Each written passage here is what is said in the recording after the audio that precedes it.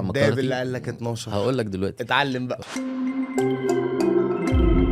نادر بقى انك انت تخش في الشركات ديت وتلاقي في واحد بيقول لك ال 12 بيز، يعني ما بيحصلش بقى. ليه؟ لانه الكلام ده مش كلام موثق، ده واحد كتب مقاله حب يضيف اضافه يلفت النظر ويجيب هي مشاهدات. ايه بقى؟ هي إيه؟ اشرح لنا يا هو دكتور طبقا يعني. للمراجع الرسميه والعلميه والتطبيقات اللي بتحصل في الشركات الكبيره المحترمه، هم 4 اساسيين ما بنغيرهمش من ايام 1960. مش 12 الموديل بتاع كداب مكارثي. اللي قال لك 12. هقول لك دلوقتي. اتعلم بقى. هم 4: برودكت برايس بليس بروموشن، ده البرنامج التسويقي التنفيذي. برايس برودكت بليس. برايس بليس بروموشن. اوكي. وهنا ما تترجمش، يعني دول اكواد مش كلمات للترجمه، يعني كل حاجه بتتفسر ألف حاجه. البي هنا هو الغرض انه انك انت تبقى فاهم التعريف مش حافظ الكلمه وبتدور على معناها.